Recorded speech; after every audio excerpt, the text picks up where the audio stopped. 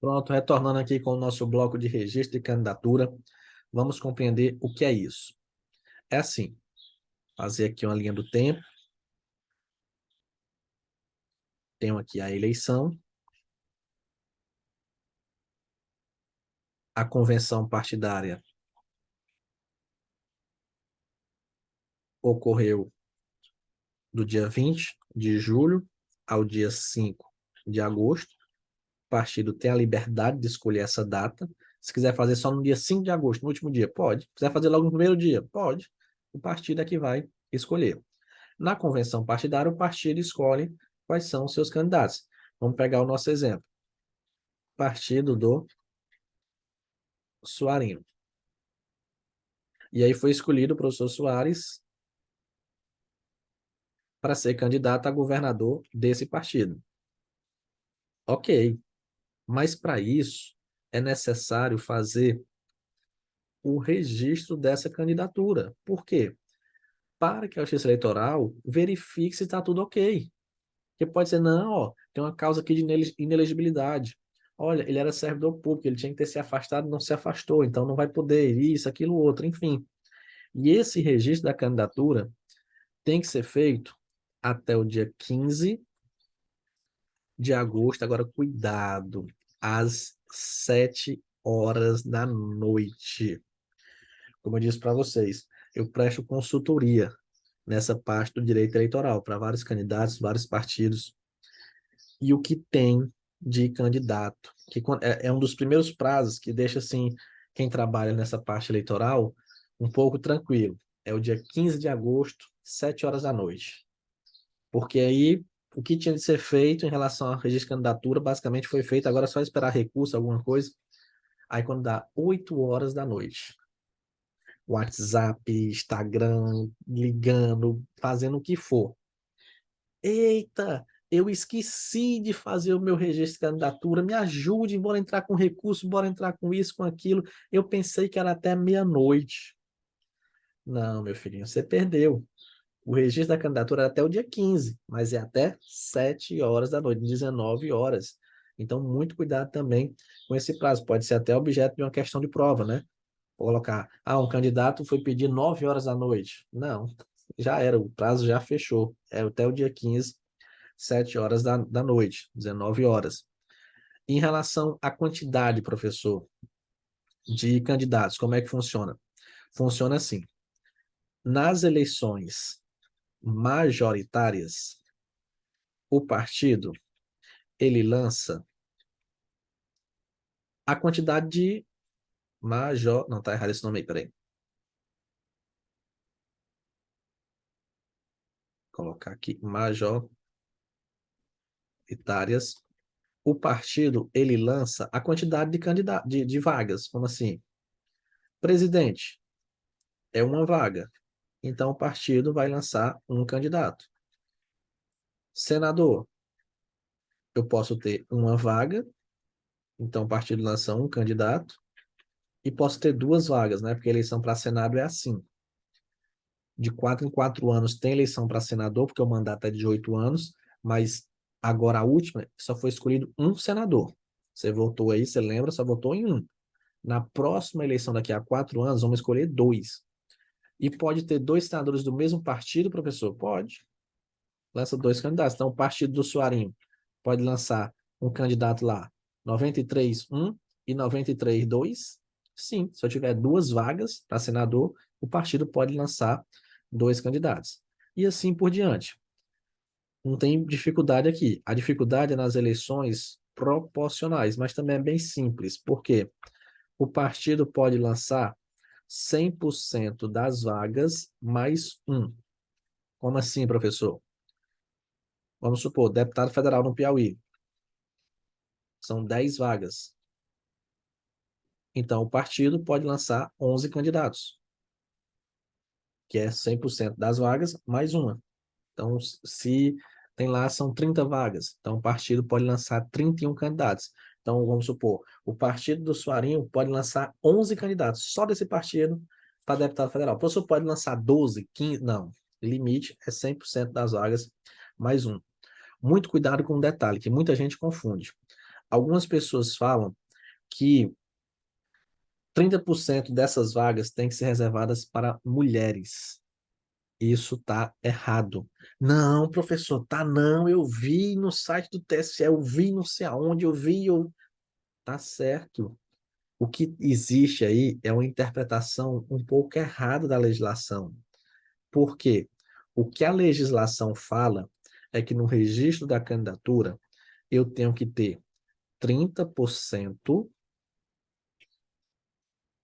e 70% de vagas para cada sexo. Essa é a proporção. O que é que acontece? Acontece é que, como, infelizmente, a candidatura feminina ainda é muito pequena, acaba que fica ficando sempre 30% para as mulheres. Mas o que a legislação fala, até mostrar aqui para vocês, ó, já estou explicando vários pontos, mas mostrar aqui, ó, parágrafo 3º. Do número de vagas resultante das regras previstas nesse artigo, cada partido ou coligação preencherá no mínimo 30% e no máximo 70% para candidaturas de cada sexo. Onde é que tem aqui dizendo que é 30% para as mulheres? Aonde é que está dizendo isso? Está dizendo que no mínimo 30% e no máximo 70% para cada sexo. O que acontece, como eu falei, é que, infelizmente, a candidatura feminina ainda é muito pequena, aí fica 30% para o sexo feminino e 70% para o sexo masculino. Mas se for o inverso, professor, 30% masculino e 70% feminino, pode acontecer? Pode sim. Pode acontecer também o seguinte: 40% do sexo feminino e 60% do sexo masculino. Pode também. Por quê? Porque ele fala no mínimo 30%. Agora, o que não pode é 20% do sexo feminino e 80% do sexo masculino. Aqui não pode, porque quebrou os parâmetros aí, né? No mínimo 30, não, tá 20. Aqui é no máximo 70, tá 80, então não pode. Então, olha aí a pegadinha de prova. Outra coisa, inclusive na resolução do TSE trata sobre isso, sobre o transgênero. O que é que acontece? Isso aqui com certeza vai ser objeto de prova nas próximas provas aí de direito eleitoral, porque é um assunto bem recente, um assunto que tem que ser debatido, sim, por conta da relevância, e que está sendo tratado na resolução do TSE. E aqui, por exemplo, uma questão de prova, falando que uma pessoa nasceu biologicamente do sexo masculino, mas que ela se identifica como do sexo feminino. Inclusive, mudou o nome social. Ela nasceu, por exemplo, com o nome de João Silva, mas ela depois disse, não, meu nome social é Maria Silva. Essa pessoa, se ela for fazer o registro da candidatura dela, ela vai para qual cota? Ela vai para a cota masculina, porque ela nasceu, né, biologicamente é do sexo masculino, ou ela vai para a cota do sexo feminino? Ela vai para a cota do sexo feminino. Da mesma forma acontece o inverso. Ela nasceu do sexo feminino, Maria da Silva, mas ela disse: não, hoje eu sou o João da Silva. Pronto. Quando ela for fazer a candidatura, aquela candidatura vai entrar na cota do sexo masculino. Então, cuidado com isso, é um tema muito atual, ainda não caiu em prova, mas quando a gente trabalha direito eleitoral, qualquer disciplina, a gente tem que trabalhar de forma bem atualizada para que estudar assuntos que já caíram e também assuntos que ainda podem cair. Porque a gente não pode simplesmente pegar só o que já caiu. Olha, isso aqui já caiu em prova. Sim, a gente está estudando pelo passado e pelo futuro. E algo que ainda pode cair. Porque uma situação dessa, aí depois que cai, aí pronto, aí todo mundo ministra, aí todo mundo vai ver. Não, sim, e o aluno que fez aquela prova? Aí o aluno que fez aquela prova não soube responder porque só era visto o que caía antes. Não, a gente tem que trabalhar o que ainda pode. É por isso que eu falei para vocês no início da aula, essa questão da visão crítica, da interpretação, de algo novo, alguma coisa nova que vai. Então, tendo essa noção, você já consegue interpretar o que a banca for trazer aí, beleza? Então, aqui a gente fez um resumo bacana sobre o registro da candidatura. Vamos agora analisar a legislação. Fica bem mais fácil, bem mais leve do que simplesmente a chegar visualizando a lei. Então, o artigo 11 fala: os partidos e coligação solicitarão a Justiça Eleitoral o registro dos candidatos até às 19 horas. De que dia? 15 de agosto do ano em que se realizarem as eleições. Cada partido poderá registrar candidatos para a Câmara dos Deputados, Câmara Legislativa, Assembleia Legislativa e Câmaras Municipais, eleições proporcionais, né, deputado e vereador, um total de até 100% número de lugares a preencher mais um. Esse parágrafo terceiro já foi explicado. No caso das convenções para a escolha de candidatos não indicarem o número máximo de candidatos previsto, os órgãos de direção dos partidos poderão preencher as vagas até 30 dias antes do pleito. Então, é no mínimo 30%, no máximo 70%. Só que o órgão nem preencheu isso, nem preencheu aqui essa quantidade máxima. Tipo assim, o órgão deixou tudo, a convenção deixou todo bagunçado. Então, o órgão de direção do partido, ele pode estar preenchendo essas vagas aí. Isso aqui acontece muito, principalmente e infelizmente com mulheres. Às vezes não preenche a cota e a pessoa chega, ei, bora aqui, tu quer ser candidato? Aí a pessoa, bora. Aí às vezes só faz a filiação ali, a filiação não, o registro da candidatura, a pessoa às vezes nem sabe que é candidata, nem nada, nem pede voto. Infelizmente ainda acontece isso. Só para quê? Para preencher aí essa cota. Mas vai chegar um dia que a gente vai inverter isso. Ser 30% masculino, 70% feminino, pode ter certeza. Vai precisar estar, tipo assim, pedindo, fala aí, bora, você vai ser candidato. Eu conheço várias pessoas que fazem isso, né? Que chama a pessoa para ser candidata ali só para preencher a cota feminina, que não, às vezes não aparece ninguém, ou então pouquíssimas pessoas para ser candidato. O parágrafo primeiro vai trazer o que deve ser instruído como documento do pedido para registrar a candidatura. Aqui, não, o professor tem que decorar. Não, são coisas simples. Cópia da ata da convenção, autorização do partido, filiação, tal, tal, tal. O que é importante, que pode ser pegadinha de prova, é aqui, o inciso 9º, que ele fala propostas defendidas pelo candidato a prefeito, governador e presidente.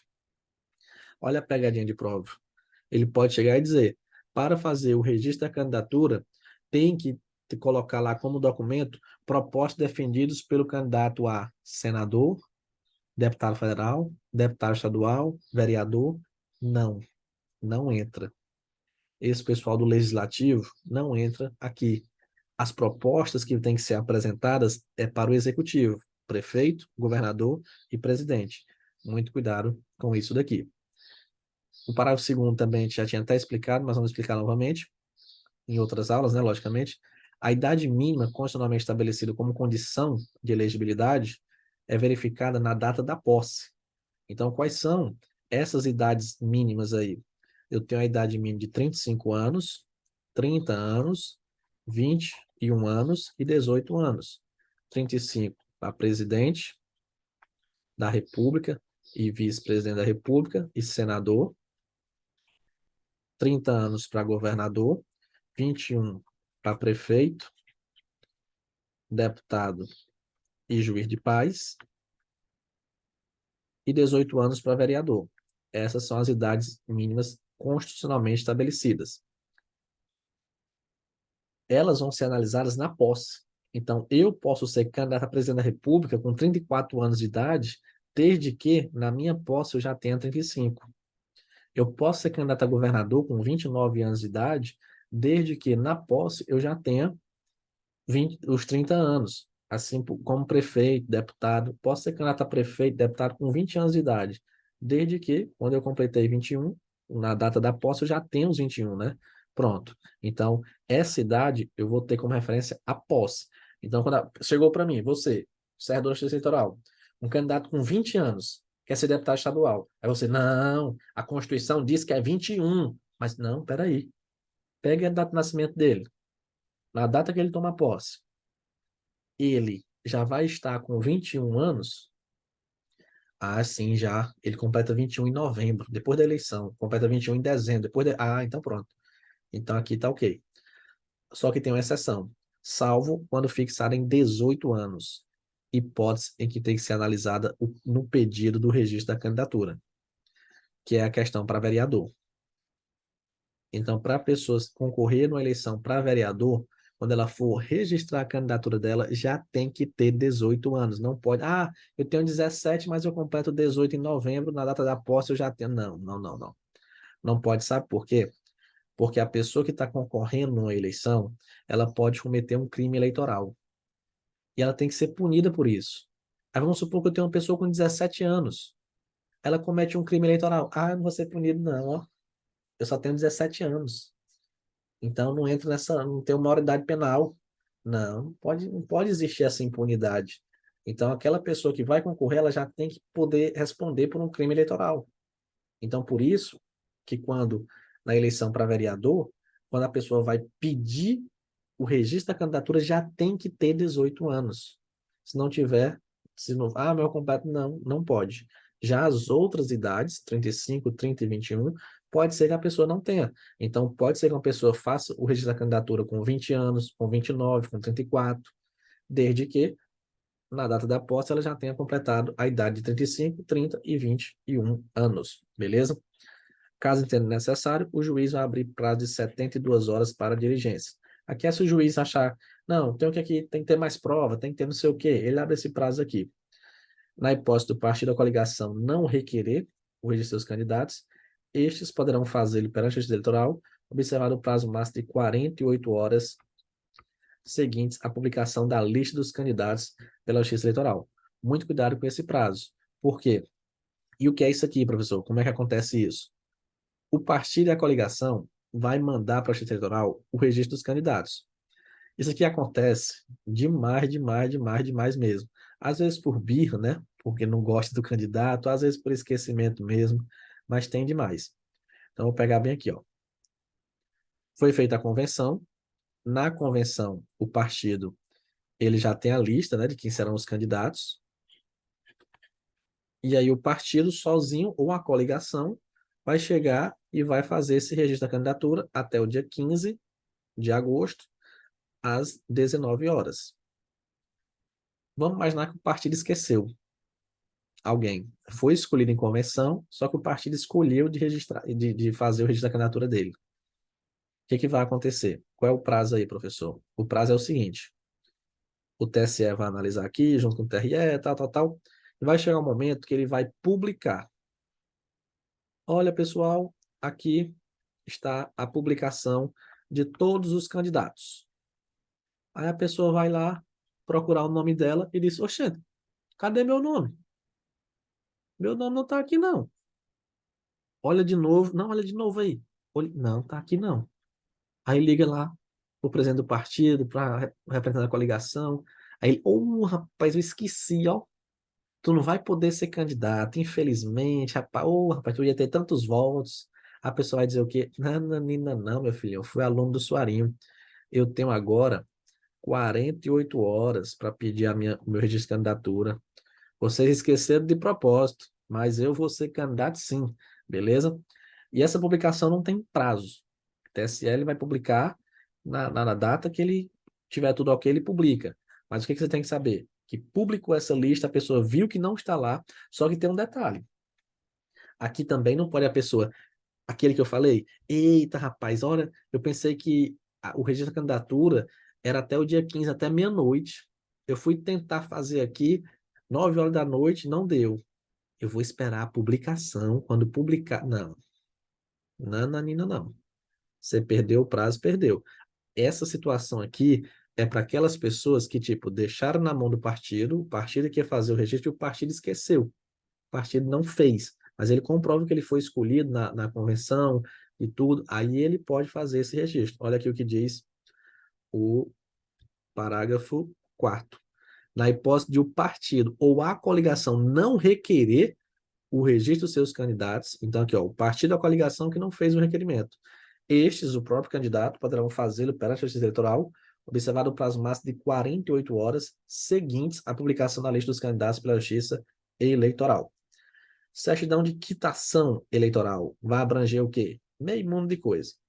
Plenitude do gosto dos direitos políticos, regular exercício do voto, atendimento à convocação da Justiça Eleitoral para auxiliar os trabalhadores ao pleito, mesário aqui, por exemplo, inexistência de multas aplicadas em caráter definitivo pela Justiça Eleitoral e não remetidas, e a apresentação de contas de campanha eleitoral. Então, quando a pessoa pede uma quitação eleitoral, abrange exclusivamente essas situações aqui. E aí, professor, como é que a pessoa pode ter essa certidão de quitação eleitoral? Muito simples, pagando a multa. Só que pode existir a situação também de parcelamento dessa multa. Então, nesse caso, esse parcelamento aí, que é direito do cidadão, das pessoas jurídicas, pode ser em até 60 meses, salvo quando o valor da parcela ultrapassar 5% da renda mensal, no caso cidadão, ou 2% do faturamento, no caso pessoa jurídica, e pode ser que eu possa estender por um prazo superior. Então, parcelou, está pagando direitinho, ok. É o que determina aqui o parágrafo 3º e o parágrafo 4º. A Justiça Eleitoral enviará aos partidos políticos na respectiva circunscrição até o dia 5 de junho do ano da eleição. Eita, professor, são muitos prazos. Calma. Eu sempre deixo dessa forma. Eu sempre explico do jeito que está na lei, mas depois tem um calendáriozinho eleitoral para a gente analisar tudo isso, para revisar tudo isso. Mas a gente não pode simplesmente, já vou entregar para vocês o calendário. Não, sabe por quê? Porque você fica querendo decorar aquele calendário. E eu não quero que você decore nada aqui. Eu quero que você entenda todo o processo. Eu quero que aqui seja, por exemplo, a Netflix, Amazon Prime, Globoplay, que você esteja maratonando direito eleitoral e entendendo. Igual uma série que você fica, eu quero entender, eu quero saber o que é isso, o que é aquilo, quem foi que fez isso, quem foi que fez aquilo. E é igual aqui. Então, no final, a gente tem um calendário eleitoral em que está tudo resumido. Mas, para isso, você precisa ir vencendo etapa por etapa. Então, até o dia 5 de junho, quando a eleição, a Justiça Eleitoral vai publicar: olha, esses aqui são os devedores de multa, bora partido, vai cobrar esse pessoal aí, para que esteja tudo ok aqui com eles. Então, até o dia 5 de junho, a Justiça Eleitoral publica essa lista. O artigo 12. O candidato às eleições proporcionais vai indicar no pedido de registro, além de seu nome, as variações nominais com que deseja ser registrado, até o máximo de 3 opções, que poderão ser o prenome, sobrenome, cognome, nome abreviado, apelido que é mais conhecido, desde que não estabeleça dúvida quanto à sua identidade, não atente contra o pudor e não seja ridículo ou irrelevante, mencionando em que ordem de preferência deseja registrar-se. Então, por exemplo, se eu fosse me candidatar nas eleições proporcionais, eu iria colocar lá, professor Soares Soarinho. Professor Soares é o nome que basicamente todo mundo me conhece. Soarinho é o nome carinhoso que meus alunos me chamam. E colocaria doutor Soares. Por quê, professor? Porque o senhor é besta, o senhor quer ser doutor, mas é besta mesmo. Não. É porque é o nome do pessoal que me contrata na parte de consultoria me chama. Então, eu colocaria ele, beleza? Mas não tem essas besteiras aqui não, disso aqui não. Mas colocaria esses 3 nomes aqui, essas 3 variações. Situações que não podem acontecer. Suarinho do TRE. Joãozinho do INSS. Maria do Detran. Não pode colocar o nome assim, porque está vinculando a administração pública à candidatura da pessoa, Suarinho do TRE. Então quer dizer, ele é o nome do TRE.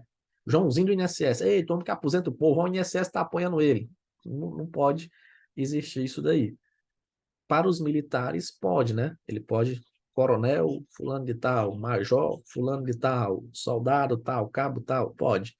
Mas para o civil, ele não pode estar pegando ali, vinculando ao cargo dele, dizer, Suarinho do TRE, do INSS, não.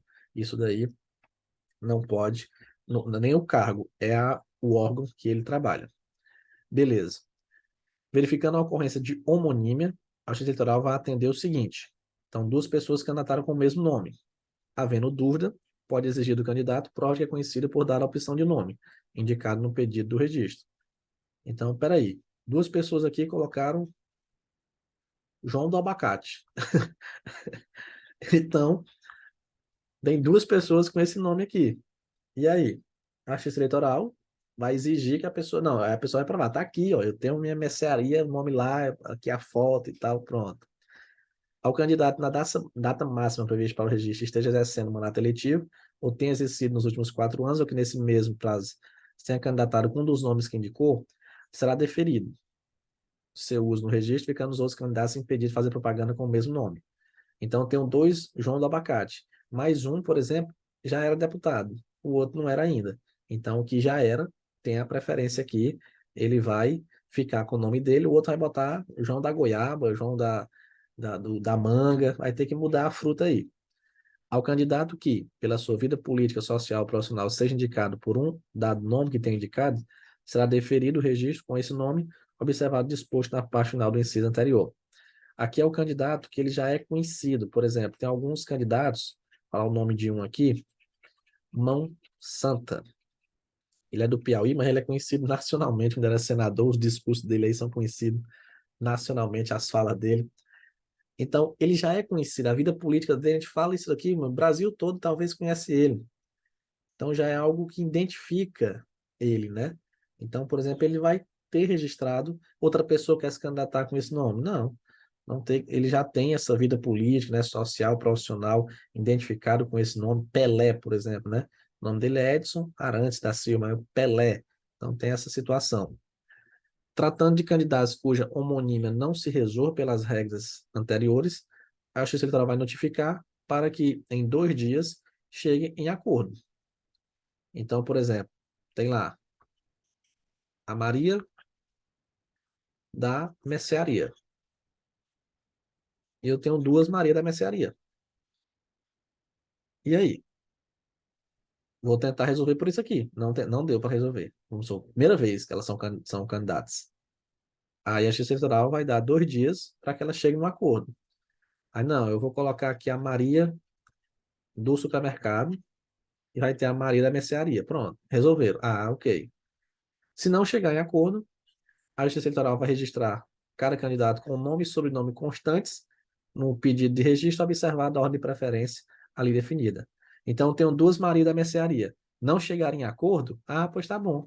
Pois uma vai ser a Maria Souza e a outra vai ser a Maria Silva. Por quê? Porque é o nome e sobrenome delas. Não chegaram, ah, mas eu queria que colocar. Não chegou em consenso aqui, pois a Justiça Eleitoral resolve dessa forma. Beleza? Então, bem interessante entender como é que se resolve isso daqui. A Justiça Eleitoral pode exigir do candidato prova que é conhecido por aquele nome, quando o uso pode confundir o eleitor. São nomes estranhos, né? Às vezes tem pessoas que querem às vezes fazer até chacota, né, brincadeiras e tudo. Então, a Justiça Eleitoral vendo aquilo ali, ela pode exigir, não, me prove que você é conhecido desse nome. Aí, não, realmente é conhecido assim, beleza. A Justiça Eleitoral vai indeferir todo pedido de variação de nome coincidente com o nome de candidato à eleição majoritária, salvo para candidato que esteja exercendo mandato eletivo ou tenha exercido nos últimos 4 anos ou que nesse mesmo prazo tenha concorrido com o nome coincidente. Aqui é o seguinte, eu não posso ter um candidato para prefeito com o nome João Silva e um vereador também com o nome João Silva. Eles vão ter que se resolver aí. Cadê o outro nome? Cadê o outro sobrenome? Tem não? Tem não. Pois vamos resolver. Bota João da padaria. E aí não pode. Salvo se a pessoa já está exercendo o mandato. Então ele já é vereador, já é conhecido como João Silva. Aí tudo bem. Beleza? Mas como regra, não posso ter alguém concorrendo à eleição proporcional com o mesmo nome da eleição majoritária. A Justiça Eleitoral vai organizar e publicar até 30 dias antes da eleição. Então, eu tenho a eleição, 30 dias antes tem que ser organizado isso daqui. É por isso que tem prazo, porque são muitos fatores que têm que ser analisados, tem que preparar a urna. Então, não pode, tipo, a eleição é domingo, segunda-feira tem gente fazendo registro de candidatura. Não existe isso. Tem prazo para recurso, tem prazo para indeferimento, para impugnar. Então, até 30 dias antes da eleição, a Justiça Eleitoral vai publicar aqui essas duas listas. A primeira, ordenada por partidos, com a lista dos respectivos candidatos em ordem numérica, com as 3 variações do nome correspondente a cada um, na hora de escolher pelo candidato. Então, organizado pelo partido. PT, PL, União Brasil, PTB, aí colocando lá a lista dos candidatos em ordem numérica, tipo o PL 2200, 2201, 2202, 2203 e assim por diante, com as 3 variações de nome. Já a segunda lista, com índice onomártico e organizada em ordem alfabética, nela constando o nome completo de cada candidato e cada variação de nome também em ordem alfabética. Só a questão do índicezinho. Letra A, tá aqui esses candidatos. Letra B, esses candidatos. Letra C. Então, tudo em ordem alfabética, com os nomes dos candidatos, a legenda e o número. Aqui é um detalhe bem interessante. É facultado ao partido ou coligação substituir candidato que for considerado inelegível, renunciar ou falecer após o termo final do prazo de registro ou ainda tiver seu registro indeferido ou cancelado. Essa substituição vai ser feita até 10 dias contados do fato ou da notificação do prazo de decisão judicial que deu origem à substituição. Então é o seguinte, caiu na prova. O partido vai substituir o candidato até 10 dias do fato. O que ensejou, né? O que aconteceu ali, a pessoa renunciou, ficou inelegível, faleceu, o partido tem até 10 dias para apresentar um substituto para aquele candidato. Porque aqui ele já foi registrado, né? Já estava lá, mas ele não quer mais, se tornou inelegível, alguma coisa. O partido tem até 10 dias para fazer essa substituição. Só que tem uma pegadinha de prova do tamanho do mundo. Por quê? Vou explicar logo o parágrafo 2º, já eu chego no parágrafo 3º, onde está a pegadinha. Nas eleições majoritárias, se o candidato for de coligação, a substituição vai ser feita por decisão da maioria absoluta dos órgãos executivos, podendo o substituto ser filiado a qualquer partido, desde que o partido a qual pertencia o substituído renuncie o direito de preferência. Então, no caso do Eduardo Campos, ele faleceu. Então, o partido tinha até 10 dias para fazer a substituição. O partido dele tinha preferência, mas o partido vai e diz, não queremos lançar ninguém, pode ser outra pessoa da coligação. Pronto. O partido que pertencia ao substituído vai renunciar ao direito de preferência, porque a preferência era dele. Mas se ele não pode escolher, aí tudo bem. E olha o parágrafo 3º. Tanto nas eleições majoritárias como nos proporcionais, a substituição só se efetivará se o novo pedido for apresentado até 20 dias antes do pleito, exceto em caso de falecimento do candidato, quando a substituição poderá ser efetivada após esse prazo. O que é que significa isso, professor? Deixa eu ver se eu tenho aqui um espaço em branco, pegar bem aqui, depois eu apago. Eleição.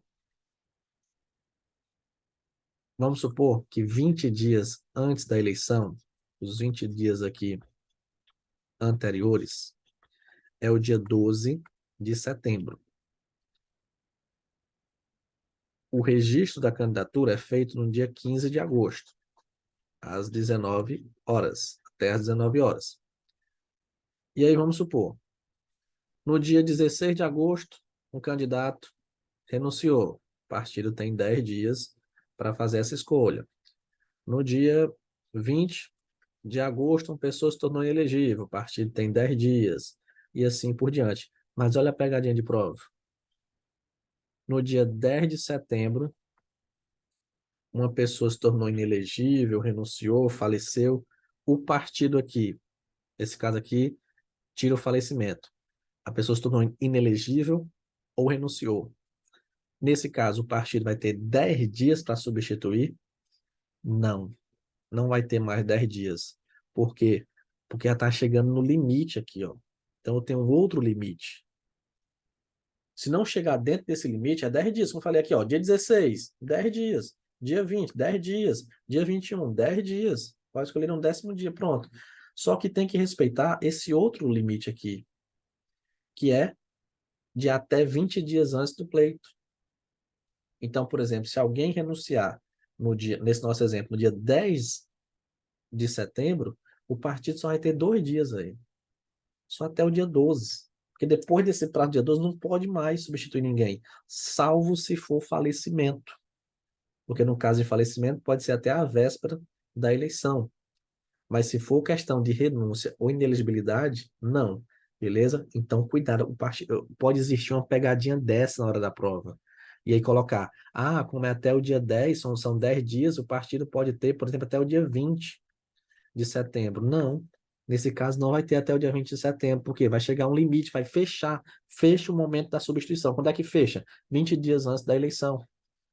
para que eu possa colocar na urna aquelas alterações, beleza? Então, como eu falei, isso aqui é um aprofundamento. Caiu na prova perguntando qual é o prazo para substituir candidato? Até 10 dias contados do fato. É o que está no artigo 13. Mas você vai lembrar, se a banca aprofundar mais um pouco, que eu tenho o parágrafo terceiro estabelecendo outro limite, que é até 20 dias antes do pleito. Beleza. Até 20 dias também antes da eleição, o TRE vai enviar ao TSE, para fim de centralização e divulgação, a relação dos candidatos às eleições majoritárias e proporcionais, o qual vai constar referência ao sexo e o cargo que concorrem. Os processos de registro de candidatura terão prioridade sobre quaisquer outros. Sabe por quê? Porque é o seguinte, o registro da candidatura tem que ser feito até o dia 15 de agosto, às 19 horas, até essa data. No dia 16 de agosto, já começa aqui a campanha eleitoral. Já começa a propaganda eleitoral. A pessoa já começa a pedir voto. Só que não deu tempo, ó. Chegou no dia 15, vamos supor, a pessoa fez lá 6 horas da noite. Ela fez o pedido de registro dela de candidatura. Não deu tempo o TSE julgar ainda, saber se está ok, se não está. Só que no outro dia já começa a propaganda eleitoral. A pessoa já começa a pedir voto ali. Só que vamos supor, uma pessoa que é inelegível, uma pessoa que está aí, que não pode ser candidato, mas ela faz de propósito. E ela vai. E se demorar muito, ela começa a pedir voto, começa a aparecer nas urnas. Então, esses processos de registro de candidatura têm que ter prioridade sobre quaisquer outros. Então, opa, é registro de candidatura, vamos embora. Analisar logo, analisa, para saber se está deferido, indeferido, pronto. Porque se indeferir, a pessoa, bufo, tem que sair. E aí o partido vai fazer a substituição. Agora, se demorar muito, como eu falei, aquela pessoa fica lá pedindo voto, sabendo que vai um momento vai cair aquela candidatura, mas o quanto mais ela aparecer, porque às vezes a pessoa bota um filho, bota a esposa, bota o marido, mas às vezes quem é o chefe ou a chefe político é o marido ou a esposa. Então ela aparece ali, ele aparece até o momento de substituir e vai até onde dá. E é por isso que não pode demorar muito. Então, os processos de registro de candidatura terão prioridade sobre quaisquer outros. Olha aqui o que eu acabei de explicar. O candidato cujo registro esteja subjúdice, então está analisando ainda, ele conseguiu uma decisão judicial, alguma coisa, ele pode efetuar todos os atos relativos à campanha eleitoral, inclusive utilizar o horário eleitoral gratuito no rádio da televisão, ter seu nome mantido na urna eletrônica, enquanto estiver sob essa condição, ficando a validade dos votos a ele atribuídos ao deferimento do registro por instância superior. O disposto no artigo 16A, quanto ao direito de participar da campanha eleitoral, inclusive utilizar o horário eleitoral gratuito, aplique-se igualmente ao candidato cujo pedido tenha sido protocolado no prazo legal e ainda não tenha sido apreciado pela Justiça Eleitoral. O que eu falei para vocês aqui, o artigo 16B. A pessoa apresentou o pedido de registro, mas ainda não foi apreciado. Ele continua, ele faz a campanha dele. Sabe o que acontece? Eu gosto de falar a prática para você entender como é que isso daqui, né? Vamos supor, eu, professor Soares, sei que eu não vou ser candidato. Eu tenho meio mundo de processo aí respondendo, eu estou inelegível, mas eu vou fazer o quê? Faço o meu registro. Se cair, eu entro com uma decisão judicial, fico subjúdice ali. E vou fazendo campanha. Pá, pá, pá, pá, pá. Vai chegar um momento que vai cair essa minha candidatura. Só que às vezes cai bem pertinho da eleição. Já vi candidaturas cair 3 dias antes da eleição, 2 dias antes da eleição. E sabe o que acontece? Às vezes a candidatura cai tão próximo da eleição que ainda aparece a cara da pessoa na urna. Então, por exemplo, às vezes eu entro lá como candidato, eu sei que eu não posso ser candidato, aí quando pá, caiu a candidatura do professor Soares, aí eu bufo, boto minha filha, minha esposa, meu filho como candidato no meu lugar. Só que às vezes aparece minha cara ainda na urna. Não dá tempo nem mudar. É mesmo, professor? É, às vezes não dá tempo nem mudar a, a, a foto na urna. Então é isso aí que acontece. A pessoa utiliza esse artigo 16A, 16B a seu favor. Ela está sob júdice, ela vai até onde der. Até onde for possível, ela vai segurando aí a candidatura e pode fazer tudo. Só que a validade dos votos fica condicionada a deferimento do registro por instância superior. Beleza? Com isso a gente finaliza outro bloco, bloquinho de registro de candidatura.